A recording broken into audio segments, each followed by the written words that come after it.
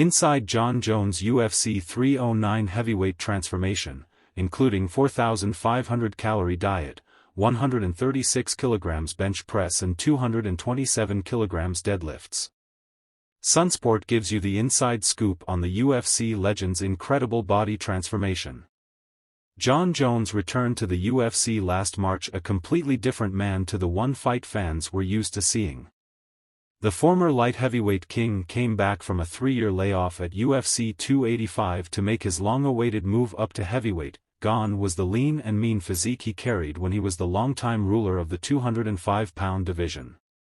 It was replaced by a broader and more muscly frame, which he used to devastating effect as he submitted Cyril Gane in just under 2 minutes to claim the vacant 265-pound strap.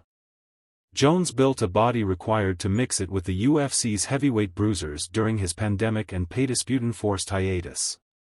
It took hundreds of hours of training, thousands of grueling repetitions in the gym and an incredibly dense calorie surplus to build the Hall of Famer into a heavyweight. The impressive transformation wasn't the byproduct of the traditional, and sometimes detrimental, eat big lift big approach millions of men around the world adopt in the gym. It was the result of meticulous planning by world-renowned transformation and powerlifting coach Stan Efferding, who is regarded by many to be one of the best in the business. It didn't take long for Efferding to become aware of Jones' incredible physical attributes once they started pumping iron together. "He's certainly one of the most talented athletes I've ever worked with," he said of Jones. "Jon is one of those guys who, in a very short period of time, progresses extremely quickly. The key to any successful move up in weight is eating enough calories, something Efferding got Jones doing immediately." He said, "We had to get him into a calorie surplus. Easier said than done because a lot of people have a hard time consuming all the calories that they need. Especially the quality of calories that you need to gain muscle and not fat. And secondly, is, of course, the macros. We wanted to get him sufficient protein, about a gram of protein per pound of lean weight. So he was fighting at 220 pounds and he was 240 pounds when I got a hold of him, and we brought him up to 260 pounds over the course of the many months that I was there. So we did about 220 grams of protein a day. After that, we're looking at micronutrients. And athletes, they burn through a lot of micronutrients. So for performance, we'd look at minerals and electrolytes." Although he had a bit of timber against his midsection against Gane, Efferding did everything to ensure Jones didn't put on unnecessary body fat. But his brutal lifting sessions with Efferding would take place before his wrestling or kickboxing practices. Adding heavy lifting to his traditional martial arts training was no issue for Jones, whose love of powerlifting has been well documented.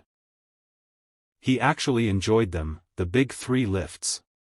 "Jon liked to lift," Efferding said. "He'd been lifting down there for some time and had a huge deadlift. He was already deadlifting over 500 pounds. Efferding, 55, added, "He liked to squat, he liked to deadlift and he liked to bench. Jon was unique in that way. He wanted to do the hardest stuff." At times, Efferding and the team would have to rein in Jones lifting heavy metal to ensure he didn't burn himself out. He said, "Jon is one of those guys that, when he gets in the gym, he goes 110%. There's just no quit in the guy. And you actually have to hold him back or design a program that causes less fatigue but is still challenging." But that didn't stop Jones from regularly bench pressing over 130 kilograms. But he'll enter his Madison Square Garden melee with Stipe Miocic at UFC 309 early on Sunday morning, a stone lighter, having made the decision to ditch some of his muscle mass. He recently revealed, "Right now, I'm pretty light. I'm like 235 pounds, 16 stone and 7 pounds. I bulked up, I got really strong and I felt how I was going to feel."